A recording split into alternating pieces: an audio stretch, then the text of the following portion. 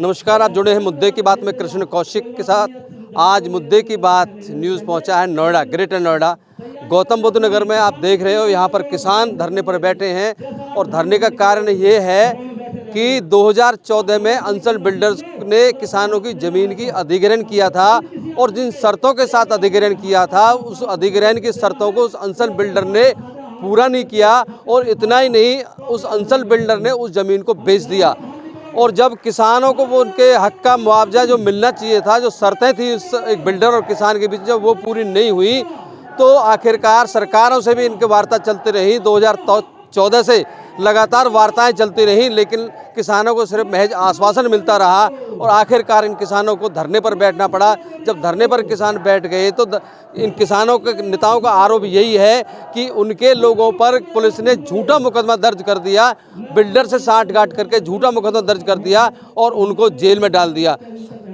जब ये वाक़या हुआ, जब उनके किसानों को झूठे मुकदमे में अंदर डाला गया तो किसानों में रोष बन गया और ये किसान रोष पूर्ण आज यहाँ पहुँचे हैं। ग्रेटर नोएडा का जो कार्यालय है, गौतम बुद्ध नगर का डीएम का कार्यालय है, जहाँ पर आप देख रहे हो कि भारी संख्या में महिलाएं, पुरुष यहाँ बैठे हुए, किसान बैठे हुए जो अपनी मांगों को लेकर, और उनका यही दावा है जब तक उनके साथियों को जो किसानों पर झूठे मुकदमे दर्ज हुए, जब तक वो नहीं लिए वापस ले जाएंगे और किसानों को नहीं छोड़ा जाएगा, तब तक वो यहाँ से उठने वाले नहीं हैं।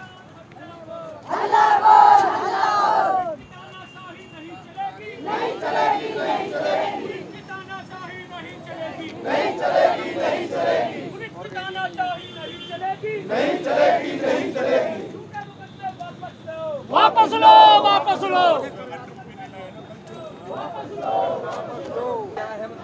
मुद्दा है हमारा अंसल बिल्डर, सर्वोत्तम बिल्डर, जो हमारे जो कुछ किसान भाई जेल गए हैं उनको रिहा कराने के लिए, और जो हमारे लाइसेंस है इसका अंसल बिल्डर का वो रद्द कराने के लिए हम कलेक्ट्रेट का घेराव कर रहे हैं।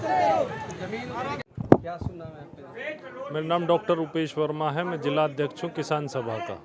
आज धरने में बैठे डीएम कार्यालय के ऑफिस में पहुंचे, आप क्या मांगे हैं आपकी? यहाँ एक अंसल बिल्डर को 2500 एकड़ में लाइसेंस दिया उत्तर प्रदेश सरकार ने सिटी बसाने के लिए। पिछले करीब जो 18 वर्षों में वो यहाँ सिटी नहीं बना पाया है, डिफ़ाल्टर हो गया है।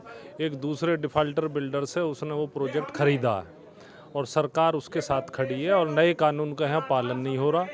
जो किसान वहाँ धरना दे रहे थे उनकी नाजायज़ वहाँ पर गिरफ्तारी हुई है, उन्हें जेल भेजा गया और यहाँ हम इसी मकसद से आए हैं कि एक तो जो सरकार का और बिल्डर का जो गठजोड़ है उसे उजागर किया जाए और जो हमारे साथी हैं उनकी रिहाई हो बिना शर्त और उनके विरुद्ध जो मुकदमे दर्ज हुए वे तुरंत जो है वापस लिए जाएँ। क्या मुद्दा है? मुद्दा ये है जी, 2014-15 में अंसल बिल्डर ने किसानों से 2500 एकड़ ज़मीन खरीदी है। उसके बाद में किसानों का और समझौता हुआ था उन्हें 64% अतिरिक्त मुआवजा देने का और 10% प्लॉट देने का। बिल्डर ने वो अपनी बात से मुकर गया और वो प्रोजेक्ट दूसरे सर्वोत्तम बिल्डर को बेच दिया। अब वो किसानों की बात से मुकर रहे हैं। जी, मेरा नाम किसान नेता सुनील फौजी एडवोकेट, जय जवान जय किसान मोर्चा का राष्ट्रीय संयोजक हूँ। बताना चाहूँगा कि हमारा संयुक्त मोर्चा भूमि अधिकार जो का एक आंदोलन ग्रेटर नोएडा के रामगढ़ गांव में चल रहा है। 15 नवंबर से वहां पर धरना शुरू हुआ था और वहां विषय यह है कि 2005 से उत्तर प्रदेश सरकार से लाइसेंस लेकर के उत्तम स्टील के नाम से अंसल बिल्डर ने अपना लाइसेंस बनवाया और किसानों से ज़मीन के लिए पहले तो सेक्शन 4 कराई, जो पुराना कानून था, अधिग्रहण की प्रक्रिया धारा 4 करा करके और लोगों को डर दिखाया कि अधिग्रहण ज़मीन का कर लिया जाएगा और फिर उसको बीच में ड्रॉप करा करके सीधे बेनामे कराने शुरू कर दिए।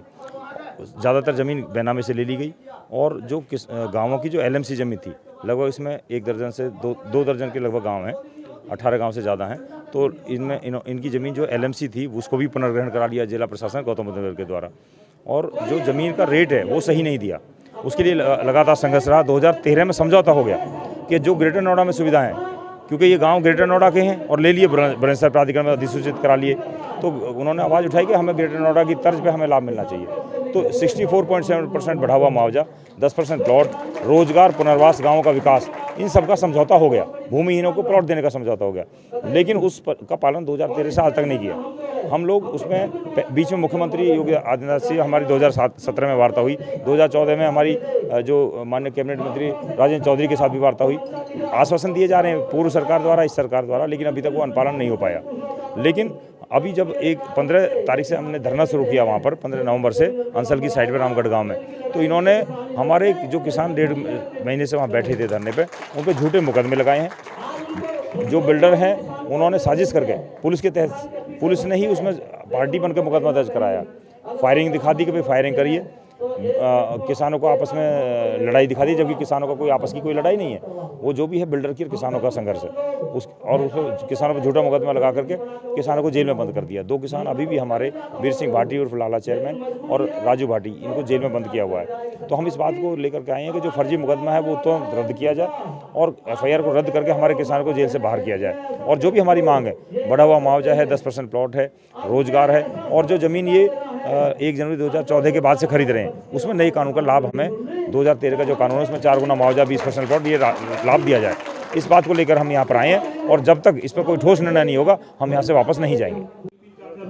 शर्मा जी, आज नोएडा पहुंचे हो आप जी हरियाणा किसान संघर्ष समिति का प्रतिनिधित्व करते हैं आप जी जी जी और आप नोएडा पहुंचे हैं, यहाँ पर DM कार्यालय पे लोग किसान धरने पर हैं, जी। क्या कहेंगे आप, क्या वजह है धरने बैठने की? ये धरने पे बैठने का ये है कि कई महीने से इनकी वार्ता भी हो चुकी है और प्रशासन इनकी मांगों को नहीं मान रहा है। इनकी मांग कोई बहुत अजूबी नहीं है। इनकी मांगें हैं कि ये जो इनकी ज़मीनें गई हैं वो 13 में गई थी जब अंसल बिल्डर ने ली थी और दूसरे बिल्डर ने ली थी, लेकिन उनकी जगह जो कानून में मुआवजा था, जो उनके प्लॉट दिए जाने थे, जो शर्तें थी, जिन शर्तों पे वो पूरी नहीं की।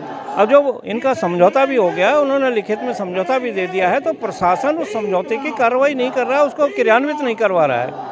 और यहाँ तक कि जो कि वो हैं यहाँ के किसान हैं उनके ऊपर झूठे मुकदमे लगा के उनको जेल में डाल दिया है। तो इनका प्रतिरोध यही है कि हम जो हमारी चीज़ ली गई है, हमें पैसा पूरा नहीं मिला है, हमारी कार्रवाई नहीं की गई है, हमारी मांगें नहीं मिली गई और हमारे लोगों की मारपीट करके उनका इलाज कराने की बजाय, हॉस्पिटल ले जाने की बजाय उनको जेल में डाल दिया गया है। सवाल एक और है, जब से केंद्र में भाजपा की सरकार बनी है, यूपी में भी सरकार है भाजपा की, तो ये एक ट्रेंड सा बन गया है कि देश में जगह जगह ना लोग धरने पे हैं, चाहे अलग अलग मांगे हो सकते, किसान धरने पे हैं। ये एक नियति सी बन गई है कि पहले धरने पर किसान बैठता है, फिर किस सरकार मानती है और बहुत लंबे समय लगाती है उस मांगों को मानने में। क्या वजह मानते हो आप, क्या आखिर ये सरकार का ये क्या रवैया है? मैं इसको इस तरह से रवैये को लेकर क्या कहेंगे? मैं इसको इस तरह से कहूँगा कि इससे पहले जो सरकारें थीं वो बिल्डर से पैसा ले लेती थीं और चुपचाप सारा काम हो जाता था। आज किसान और किसान के परिवार और जनता जागरूक हो चुकी है। सरकार उसी ढर्रे पर रहना चाहती है तो सरकार को भी ये झेलना पड़ेगा। सरकार ना तो इधर की बहुत बात कर पा रही है, ना इधर की बात कर पा रही है। अत्याचार को हटाने की कोशिश करती है, लेकिन लोभ को, लालच को, भ्रष्टाचार को छोड़ती नहीं है। और किसान इतना आज जागरूक हो चुका है कि वो अपने हक के लिए लड़ने मरने के लिए तैयार है, क्योंकि उसका अधिकार बनता है। जागरूकता 2000 बाद के बाद आई है कि उससे पहले तो जागरूकता नहीं, कैसे नहीं थी? नहीं, पहले 2014 से पहले इतना जागरूक कैसे नहीं था किसान? 14 से पहले भी जागरूक था, लेकिन उस टाइम पर उनमें इतनी ताकत नहीं आ रही थी। जब धीरे धीरे हर जगह इस तरह का वो बढ़ता चला गया है तो वो इसके खिलाफ एक होकर लड़ने लगे हैं। अब सवाल यही है कि ये 2014 के बाद एकाएक ताकत कहाँ से आ गई? किसान की ताकत, जितना अत्याचार बढ़ता गया उतनी ताकत बढ़ती गई है किसान। यानी कि ये कहेंगे अब इस सरकार में अत्याचार ज़्यादा बढ़ गए? जी हाँ, बिल्कुल है। इसमें कोई शक नहीं है कि किसान की बात को सुना नहीं जा रहा है। हर चीज़ को कानून से की नज़र में देखने की बजाय कि हमने जो बना दिया, हमने जो कह दिया, हमने जो निश्चय कर लिया है वही चलेगा, ये अत्याचार है। किसान धरने पे हैं, बिल्कुल सही है किसान, क्योंकि किसानों की मांगों को कुचला जा रहा है और उनके जो मौलिक अधिकार हैं उनको भी साथ साथ में कुचल के बिल्कुल कुछ भी नहीं समझा जा रहा है। इसके लिए किसान अपने धरने पे थे और उनके साथ वहाँ पे कुछ झूठी, अभी आपने जैसे न्यूज़ में बाकी सारा कुछ देखा ही दिया है, उसको मुझे बताने की जरूरत नहीं है। तो उसके साथ जो किसानों के लिए किया जा रहा है और किसानों ने बहुत अच्छा किया। और किसानों को इसमें मैं तो एक बात कहूँगा कि जो भी किसान का जो कोई किसी अधिकारी है या कहीं भी कोई है, हर कोई कहीं ना कहीं किसान से जुड़ा हुआ है, उसके रिलेटिव या उसकी फैमिली, तो सभी को इसमें ज़्यादा से ज़्यादा भाग लेना चाहिए, चाहे वो किसी भी तौर पे हो, चाहे वो सरकार के खिलाफ किसी भी तरह का मोर्चा प्रदर्शन या अपने अधिकारों के लिए लड़ना कुछ गलत नहीं है। किसान बहुत अच्छा कर रहे हैं, बिल्कुल सही कर रहे हैं, उनको करना चाहिए और हम उनके साथ हैं तन मन धन से। और जब भी हम कोशिश होती है हम ज़्यादा से ज़्यादा आने की कोशिश करते हैं यहाँ पे। धन्यवाद। अभी इस खबर के नई अपडेट के साथ में और इन किसानों से बात करेंगे, आखिरकार उनके क्या मांगे हैं और ये आंदोलन यहाँ गेट पर कितना लंबा चलने वाला है। आप जुड़े हुए थे मुद्दे की बात में कृष्ण कौशिक के साथ। हमारे साथ जुड़े रहने के लिए आपका बहुत बहुत धन्यवाद।